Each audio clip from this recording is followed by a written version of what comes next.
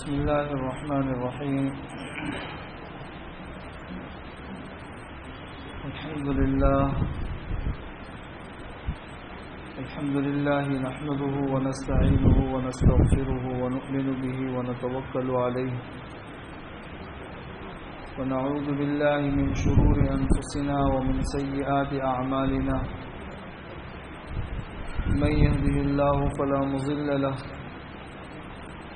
ومن يضلله فلا هادي له، ونشهد أن لا إله إلا الله وحده لا شريك له، ونشهد أن سيدنا ومولانا محمدا عبده ورسوله صلى الله عليه وعلى آله وصحبه. أعوذ بالله من الشيطان الرجيم. بسم الله الرحمن الرحيم. وإنك لعلى خلق عظيم. وقال الله تبارك وتعالى: يا أيها الذين آمنوا اتقوا الله وقولوا قولا سديدا يصلح لكم أعمالكم ويغفر لكم ذنوبكم ومن يطع الله ورسوله فقد فاز فوزا عظيما. وقال رسول الله صلى الله عليه وسلم: بعثت لأتمم مكارم الأخلاق.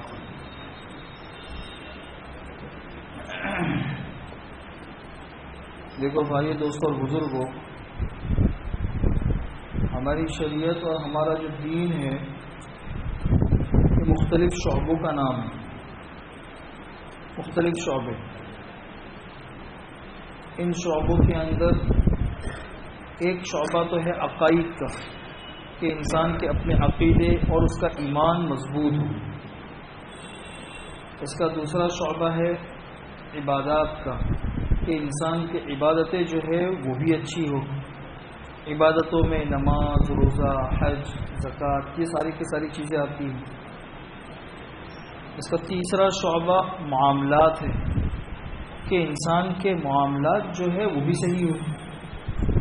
معاملات کے اندر انسان کی تجارت کے مسائل آتے ہیں، اور اسی طریقے سے نکاح آتا ہے. نکاح بھی ایک معاملہ ہے، اور بہت ساری چیزیں آتی ہیں. کرایہ داری کے معاملات آتے ہیں. دین کا چوتھا شعبہ ہے معاشرت. معاشرت کا مطلب یہ ہے کہ انسان کا رہن سہن، انسان کا برتاؤ اور انسان کی بات چیت، انسان کی تہذیب یہ درست ہو. کس کے ساتھ کس طرح رہنا، کس کے ساتھ کیا بولنا، کس طریقے سے بولنا، کسی کو نقصان نہ پہنچانا، کسی کو تکلیف نہ پہنچانا، یہ ساری چیزیں معاشرت کی ذمہ میں آتی ہیں. اور اس کا پانچواں شعبہ ہے اخلاقیات. اخلاقیات کا مطلب یہ ہے کہ انسان کے اخلاق بہت ہی بلند اور اعلیٰ ہوں. بہت ہی بلند. اور اسی لیے حضور اکرم صلی اللہ علیہ وسلم نے ارشاد فرمایا کہ الایمان بضع و سبعون شعبۃ. ایمان جو ہے نا 70 سے زیادہ کچھ شاخوں کا نام ہے.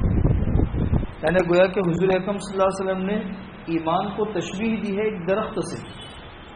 ظاہر سی بات ہے، درخت ہوتا ہے تو درخت کی شاخیں ہوتی ہے. تو ایمان 70 سے زیادہ کچھ شاخوں کا نام ہے. وہ درخت کیا جس کی شاخیں نہ ہوں، وہ تو سوکھا ہوا ہے، اس سے کوئی فائدہ نہیں، نہ سایہ حاصل کرنے کا، نہ پھل وغیرہ حاصل کرنے کا، بالکل کوئی فائدہ نہیں. اسی طرح ایسا ایمان جس کی شاخیں نہ ہو تو پھر وہ ایمان بھی ایسا ہی ہے. تو ایمان کی شاخیں 70 سے زیادہ ہے.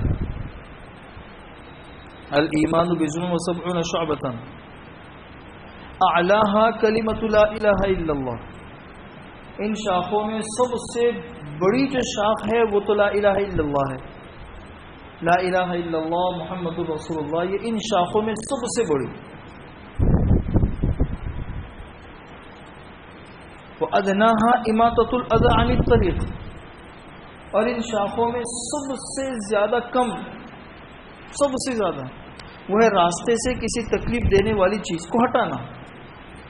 غور کرنا میں جو سمجھانا چاہ رہا ہوں. والحیاء شعبۃ من الایمان.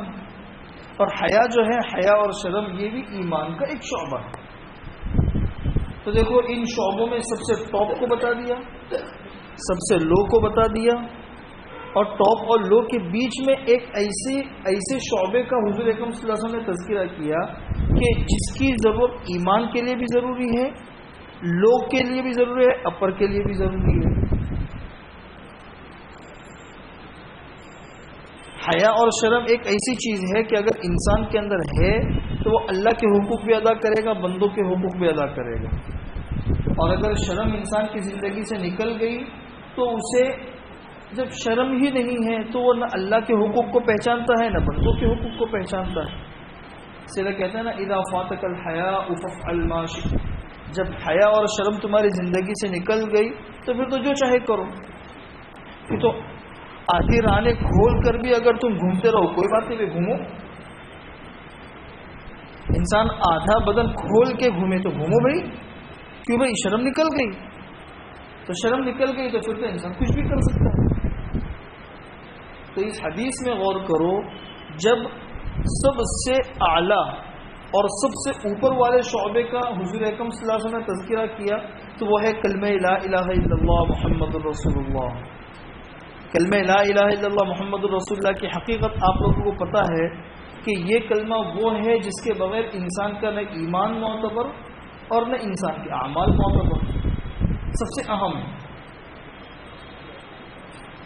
مطلب یہ ہے کہ عبادات میں اگر تم کلمہ لا الہ الا اللہ بھی لے کر آ جاؤ گے چل جائے گا۔ عبادات کہہ لو یا حقوق اللہ کہہ لو، اللہ کے حقوق میں تم سب سے بڑی چیز کلمہ لے کر آ گئے تو چلو ایک کام چل جائے گا۔ اور سب سے نیچے کا بتایا راستے سے تکلیف دینے والی چیز کو ہٹانا، راستے سے تکلیف دینے والی چیزوں کے ہٹانے کا مطلب ہے بندوں کے حقوق کی ادائیگی۔ اس میں غور کرو، بندوں کے حقوق کی ادائیگی کے اندر کتنی ساری چیزیں آتی ہیں۔ میاں بیوی کے آپس کے حقوق آتے ہیں، والدین اور اولاد کے درمیان کے حقوق آتے ہیں، انسان اور پڑوسیوں کے حقوق آتے ہیں، اسی طریقے سے تجارت کے حقوق آتے ہیں، پارٹنروں کے حقوق آتے ہیں، اور نہ جانے کیا کیا حقوق آتے ہیں۔ ان میں سب سے کم تر جو درجہ ہو سکتا ہے اس کا تذکرہ کیا کہ دیکھو بھئی راستے سے تکلیف دینے والی چیز کو ہٹانا یہ ایمان کا سب سے نچلا درجہ ہے۔ مطلب کیا ہے؟ مطلب یہ ہے کہ حقوق العباد میں اور بندوں کے حقوق میں اتنی معمولی سی کمی بھی برداشت نہیں کی جائے گی۔ اس کے بالکل آخری درجے کو بتا دیا کہ انسان چل رہا ہے اور راستے سے کسی ایسی چیز کو ہٹا کے ایک طرف کر دیا جو لوگوں کو نقصان پہنچانے والی ہے، تکلیف پہنچانے والی ہے، لوگوں کو اذیت دینے والی ہے، تو وہ بھی بندوں کے حقوق میں سے ایک حق ہے، اور یہ حقوق العباد کا سب سے نچلا درجہ ہے۔ ظاہر سی بات ہے کہ راستے سے تکلیف دینے والی چیز کو ہٹانا یہ بندوں کا ایک حق ہے جو سب سے نچلا ہے، اور وہ ایمان کا ایک شعبہ ہے۔ تو اگر ایک شوہر ہے اس کے ذمے کیا بیوی کے حقوق نہیں ہوں گے؟ بیوی ہے اس کے ذمے شوہر کے حقوق نہیں ہوں گے؟ ہاں بھائی، ایک مسجد ہے تو مسجد کے مصلیوں کے حقوق نہیں ہوں گے؟ مسجد کے امام کے حق نہیں ہوں گے؟ پڑوسی ہے پڑوسیوں کے حقوق نہیں ہوں گے؟ مطلب سب سے نیچے کی چیز بتا دی کہ یہ چیز بھی حق میں شامل ہے، تو اس سے اوپر کے سارے حقوق خود بخود سمجھ لو۔ جب اللہ کے حقوق کا تذکرہ آیا تو سب سے بڑے کا تذکرہ کرے، بھائی کلمہ لے کر آ جاؤ کہ ہو جائے گا کام۔ لیکن بندوں کے حقوق کا جہاں پہ تذکرہ آیا تو بڑے بڑے حقوق بتائے نہیں، یہ نہیں کہا کہ یہ ماں باپ کا حق ادا کرنا یہ بھی ایمان کا ایک شعبہ ہے۔ اب یہ کہا اپنے شوہروں کا حق ادا کرنا یہ بھی ایمان کا ایک شعبہ ہے، کہا بھائی نہیں، سارے بڑے بڑے حقوق کو چھوڑ کر سب سے نچلے حق کو بتا دیا۔ جب نیچے کا یہ حق ہے تو اس سے اوپر کا خود بخود سمجھ لیں۔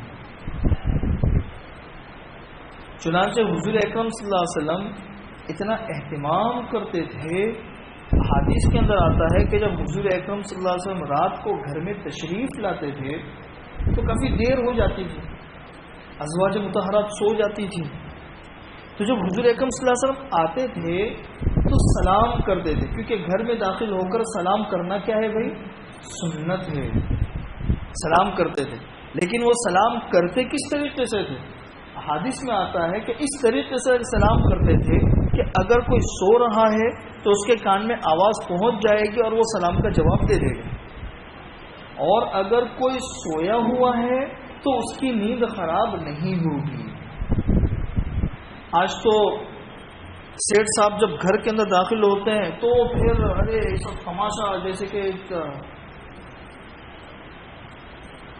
بہت بڑے کچھ آ گئے ہیں، یہ اکھاڑ وہ پچھاڑ، یہاں پہ ڈانٹ وہاں پہ ڈانٹ، یہ کر وہ کر. ہم نے اپنی زندگی کو حاکمانہ بنا دیا ہے، سمجھ لو اچھے طریقے سے. آج جب ربیع الاول کا مہینہ آتا ہے تو پوری دنیا میں جلسے جلوس ہوتے ہیں، اور سیرت کے عنوان پر جتنے جلسے ہوتے ہیں اتنے جلسے دنیا میں کسی موضوع پر نہیں ہوتے. یہ اس امت کی اپنے نبی کے ساتھ میں محبت کی بہت بڑی نشانی ہے. سیرت سے متعلق جتنے جلسے پوری دنیا میں ہوتے ہیں، اس سیرت کے علاوہ کسی اور عنوان پر اتنے بڑے بڑے جلسے نہیں ہوتے. لیکن ان جلسوں سے جو اصل سبق لینا چاہیے وہ ہم نہیں لے رہے ہیں. حضور اکرم صلی اللہ علیہ وسلم سے محبت کا اصل تقاضا یہ ہے کہ ہم ان کی زندگی کو اپنائیں، ان کی زندگی کو اپنی زندگی میں داخل کرنے کی کوشش کریں. تو یہ حدیث کے اندر آتا ہے. یہ نہیں کہ اتنی زور سے سلام کر رہے ہیں کہ بھئی سونے والے بیچارے اٹھ گئے. حالانکہ ازواج مطہرات حضور سے کتنی محبت کرتی ہوگی. جب ایک عام امتی محبت کرتا ہے، ازواج مطہرات تو پھر بھی بیویاں.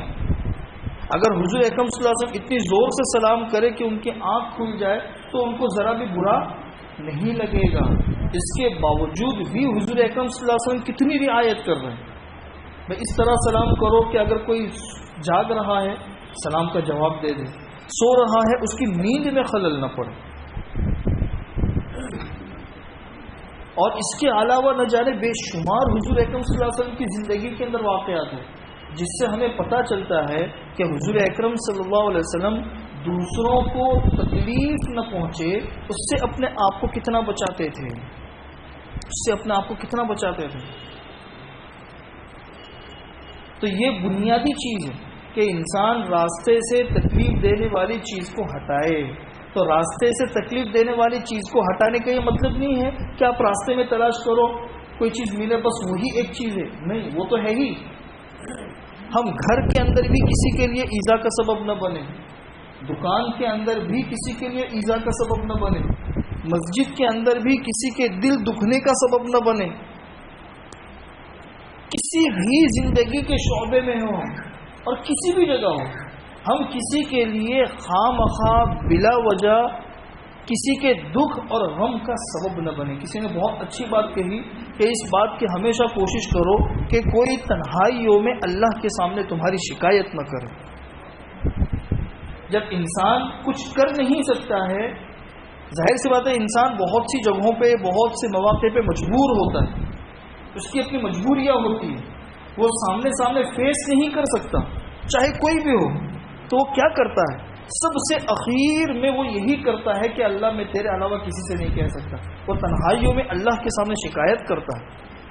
اسی لیے احادیث میں آتا ہے کہ اتقی دعوت المظلوم فإنها ليس بينه وبين الله حجاب.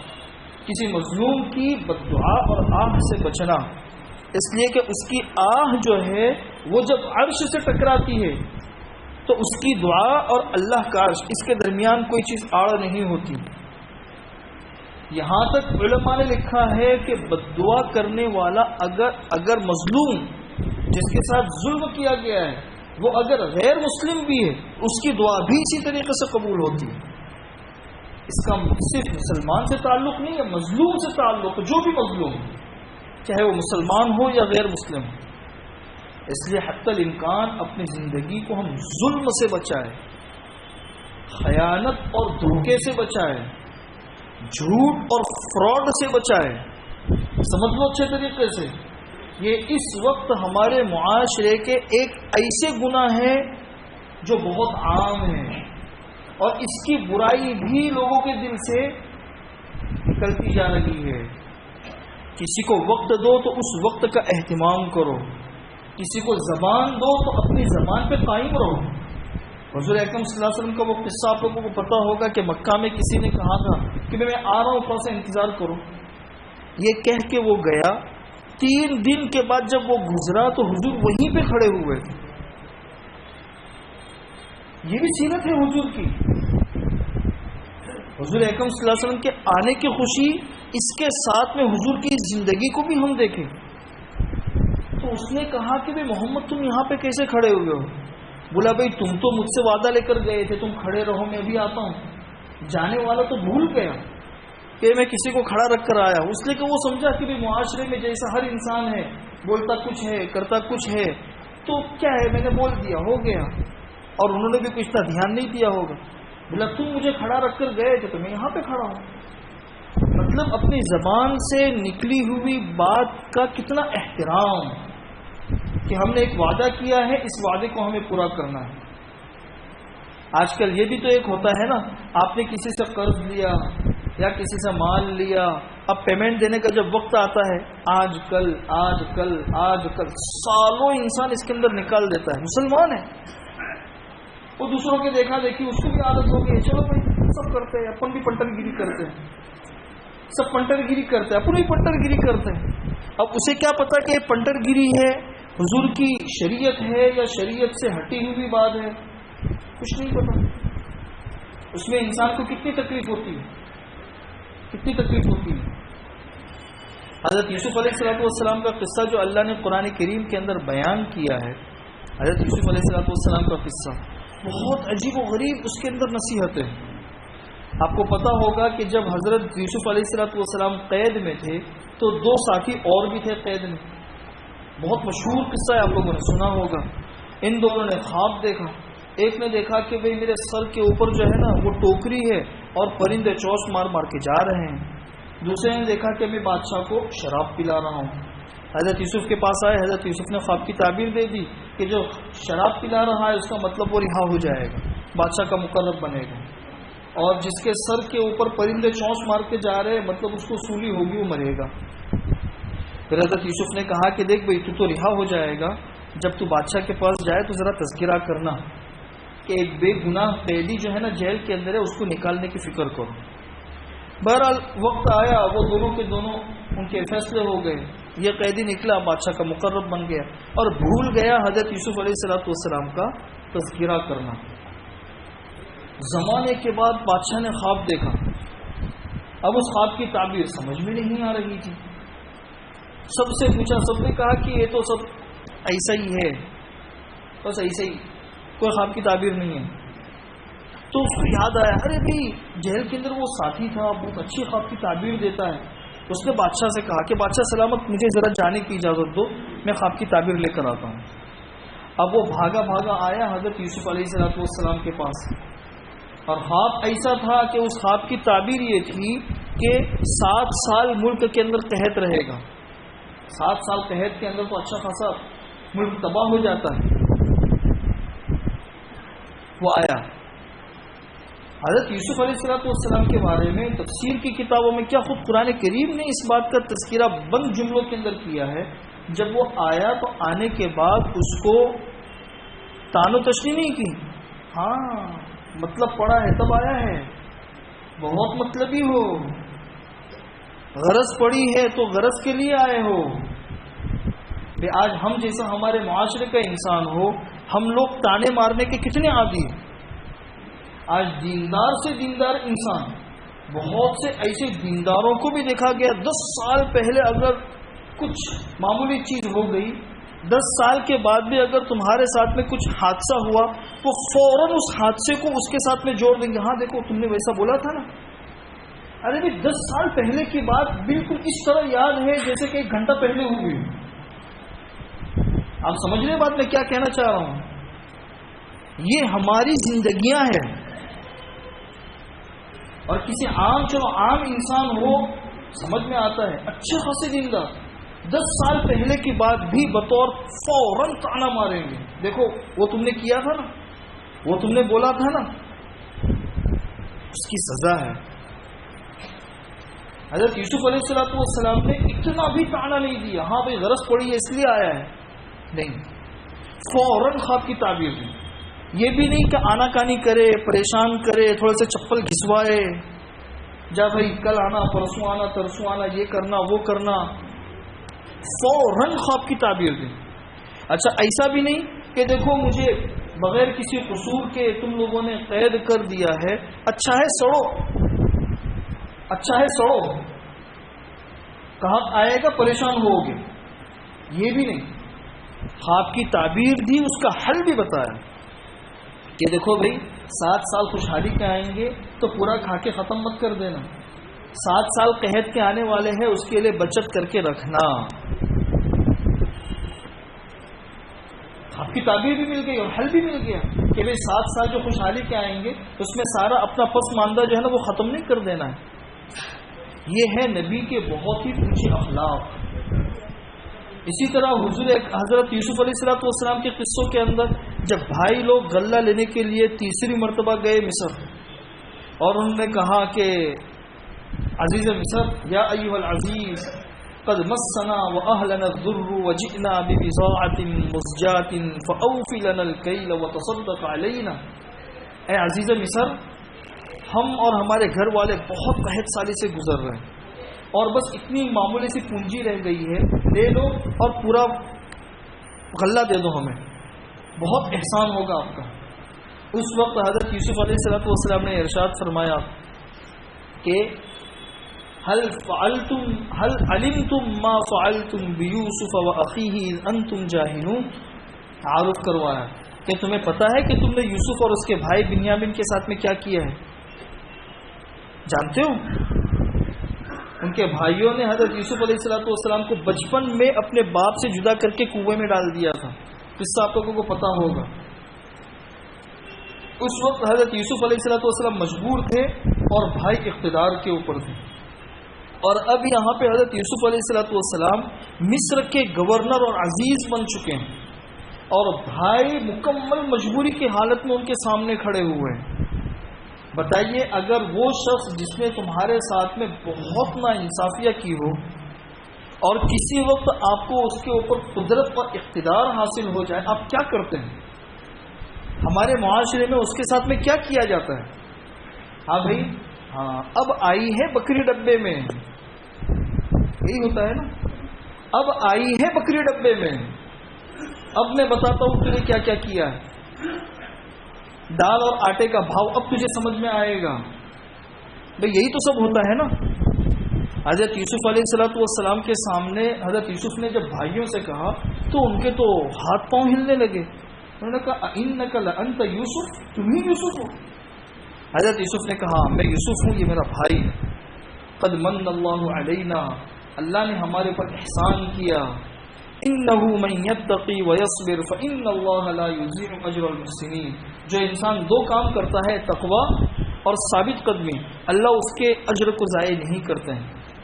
اب وہ لوگ ڈرنے لگے کہ اب ہو گئے ہمارا پتہ صاف، اب تو کیا حشر ہوگا ہمارا کچھ نہیں پتا۔ حضرت یوسف علیہ السلام نے فوراً کہہ دیا لا تثریب علیکم اليوم یغفر اللہ لکم وہو ارحم الراحمین، آج تم پہ کوئی ملامت نہیں ہے، اللہ تمہیں معاف کرے، میں نے بھی تمہیں معاف کر دیا۔ اتنا بڑا جگر گردہ نبی کا ہوتا ہے۔ حضور اکرم صلی اللہ علیہ وسلم مکہ مکرمہ میں تھے، اس وقت قریش مکہ نے یہ سوال کیا تھا کہ بھائی تم عاد سمود ان سب کے قصے بیان کرتے ہو، ان سب کے قصے بیان کرنا کوئی بہت مشکل کام نہیں ہے، اس لیے کہ عاد سمود کے قصے تو پورے عرب میں مشہور ہیں، تم تو یہ بتاؤ کہ بنی اسرائیل کنعان سے مصر کیسے پہنچے؟ وہ تو کنعان کے رہنے والے تھے، کیا سبب بنا؟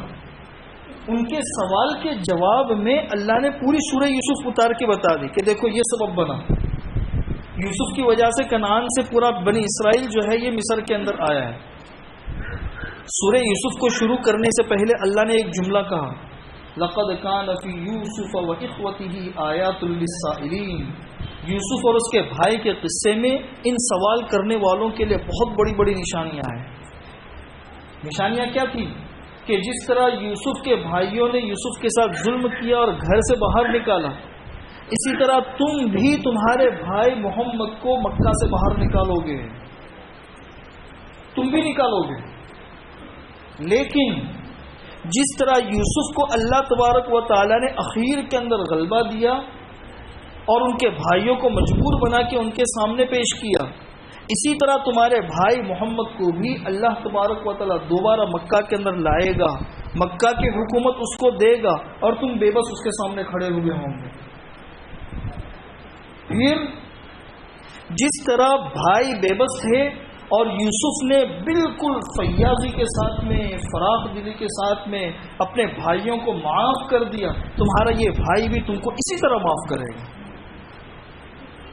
چنانچہ فتح مکہ کے موقع پر جب حضور اکرم صلی اللہ علیہ وسلم 10,000 صحابہ کرام کے ساتھ میں مکہ مکرمہ میں فاتحانہ داخل ہوئے تو اس وقت قریش مکہ کی زبان کے اوپر تھا الیوم یوم الملحمہ، آج تو جنگ کا دن ہے، آج ہم کو نہیں بخشا جائے گا۔